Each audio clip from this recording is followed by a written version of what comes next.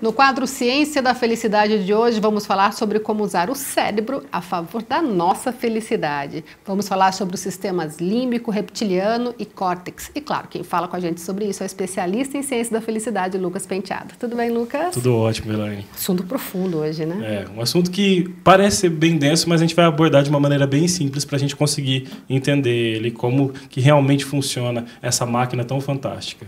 A gente pode usar o nosso cérebro a favor da gente, a favor da nossa felicidade, né? Exatamente. A gente pode criar maneiras de que o nosso cérebro esteja prepará-lo para agir de maneira correta em cada momento. E saber que existem momentos que ele vai reagir de uma maneira inesperada. Nesses momentos você pode consertar algumas coisas que você faz no meio do caminho. É preciso saber que o nosso cérebro ele é uma máquina fantástica, mas ele é alimentado através de emoções, alimentado através de memórias, e ele já possui, desde que nascemos, uma carga genética que nos traz tanto a parte de luta como a parte de fuga, que é um primeiro sistema que a gente vai falar sobre ele daqui a pouquinho. A gente fala às vezes que a mente domina a gente, mas não é o cérebro que domina a gente, né? Não. O que a gente tem dentro da gente que faz com que a gente possa ter nossas reações são as memórias, e o nosso comportamento ele é baseado em nossa vivência. Existe um comportamento que já é inato do ser humano, que já vem com ele, que são os comportamentos mais simples, os comportamentos mais básicos, que são comportamentos que estão ligados à procriação, à perpetuação da espécie e à própria proteção. Então isso já vem com o ser humano, mas todos os outros comportamentos que a gente vai observar como comportamentos sociais, eles são uma junção de memórias, de vivências que a gente vai, durante a vida, criando certos significados para cada uma delas. Nada melhor do que entender para poder trabalhar isso, né? Exatamente. A gente vai falar um pouquinho sobre o cérebro e ele tem 3 partes. Eu trouxe algumas imagens para poder falar desse cérebro, e a gente chama ele de cérebro triuno. Por quê? Porque é como se ele fosse montando uma casa. Ele primeiro vai começar num cérebro, que é o primeiro cérebro reptiliano. Tá? O cérebro reptiliano ele é a base, pode colocar a imagem do cérebro reptiliano. Ele é essa base, que já existia desde os peixes. Existe a nomenclatura do reptiliano, é porque ele está ligado mais aos répteis, por causa das estruturas que foram incorporadas. É como se o nosso cérebro começasse ali. A gente teve o primeiro cérebro há mais de 500 milhões de anos atrás, nessa base. Esse cérebro ele está ligado ao nosso sistema de proteção. Essas são as memórias inatas do ser humano, que está ligado à nossa natureza de luta, fuga e procriação da espécie. Aquela coisa que quando você escuta um barulho, às vezes não é nem com você, mas você já fica em alerta. Exatamente. Ele vai deixar você em alerta, ele vai te proteger, ele está próximo do nosso senso de proteção. Claro que, para o nosso dia a dia, a gente precisa saber controlá-lo também. A gente tem o segundo cérebro, que ele vai se desenvolver depois de 200 milhões de anos, que é nessa parte central, né? Na parte central a gente tem o sistema límbico, também conhecido como sistema emocional. É onde a gente guarda as nossas memórias. A parte emocional, ele gera as memórias que a gente vai ter, a gente vai utilizar em determinadas situações. Também é a parte que libera hormônios para que a gente possa reagir, hormônios para que a gente possa se emocionar, para que a gente possa ser feliz. Então essa parte é muito importante, a parte emocional. E a terceira parte que a gente tem é o último sistema, que é o neocórtex, né, do cérebro triuno, que é mais ou menos há 10 mil anos, é o mais novo de todos. Então, realmente o pensamento racional do ser humano está ali.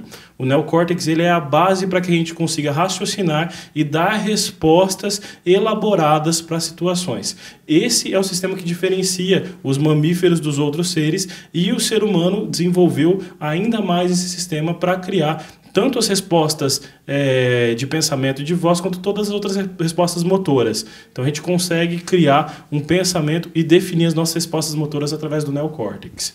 Bom, vamos começar falando então o que é que dá para trabalhar dentro disso, então, já que já aprendemos quais são eles, para que a gente possa realmente, por exemplo, sair de situações que, claro, primeiro tem que tomar consciência que está numa situação, mas e aí? Como fazer para sair dela? A gente vai ver que no momento, por exemplo, de medo, a primeira coisa que é ativada é o sistema reptiliano. É aquele primeiro cérebro, o sistema mais primitivo.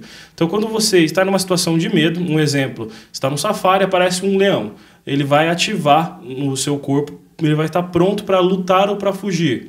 Essa resposta é imediata, dura menos de 0,02 segundos. Então, aqui que você vai fazer? Naquele momento, você vai pensar sobre aquilo. Se você tiver uma memória, que é o segundo sistema, a segunda casinha, o sistema límbico, se você tiver uma memória de que algo já te aconteceu e você conseguiu sair dessa situação, isso vai ser ativado também. Se você não tiver, vai ser importante que você pare para pensar no que você vai fazer. E aí você ativa o neocórtex.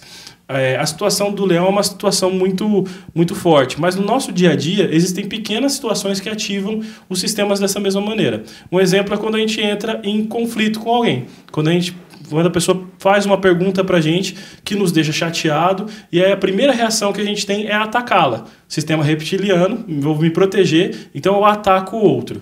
Só que na nossa sociedade, quando você faz um ataque a uma outra pessoa, isso tem uma consequência. Se esse ataque for físico, tem uma consequência maior ainda.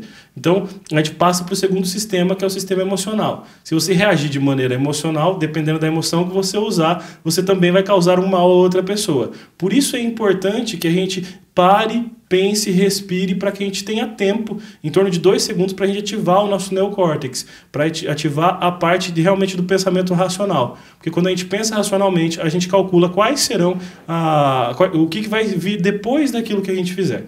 Então, no momento de briga, no momento de discussão, é importante parar e pensar.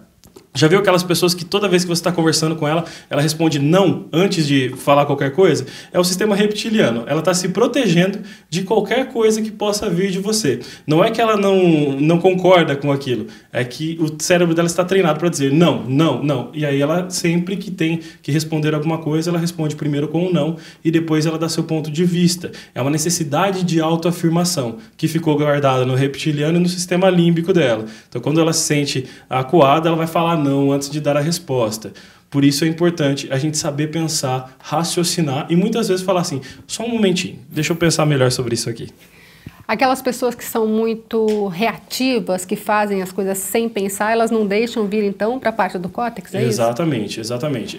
Muitas vezes ela vai usar só até o sistema límbico, até a parte emocional. Claro que o córtex ele vai ser ativado para a reação motora que o sistema deliberar, que ele vai falar, é isso que você deve fazer. Porém, não é uma elaboração.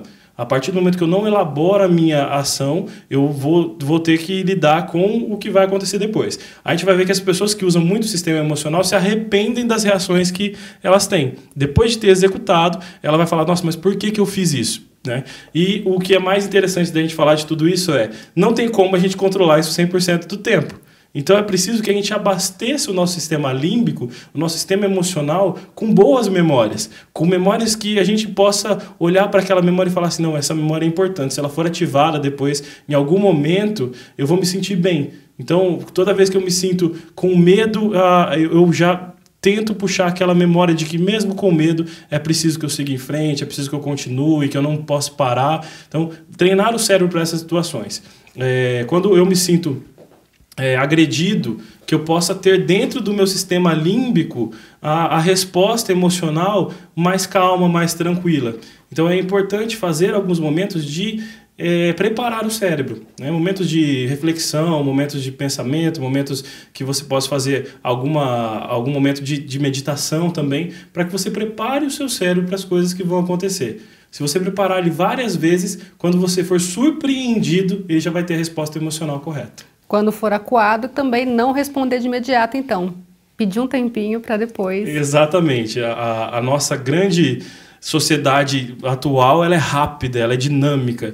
Então, a ideia de quem responde rápido é uma boa pessoa, ela é uma ideia errônea. Porque quem responde rápido, normalmente responde algo que já está pré-determinado. Se você coloca para a pessoa algo que é muito difícil de ser respondido e ela responde qualquer coisa, isso não é válido. Claro que o nosso cérebro, ele também tem um encurtamento do caminho. Quando a gente responde a mesma coisa várias vezes, fica mais fácil. Um exemplo, nós estamos falando sobre o cérebro. Se eu estudei sobre os sistemas cerebrais apenas uma vez, quando você me fizer a pergunta, eu vou demorar mais tempo para responder. Se eu estudei mais de 100 vezes, que foi o caso para a gente poder falar sobre isso, aí fica mais fácil de falar sobre o assunto. Então, responder de maneira rápida só acontece quando você já treinou muito alguma coisa. Quando você precisa elaborar uma resposta, é melhor que ela seja lenta e que ela seja bem pensada e seja calculado quais serão o que vai acontecer depois dela. Legal, Lucas. Obrigada mais uma vez pela participação.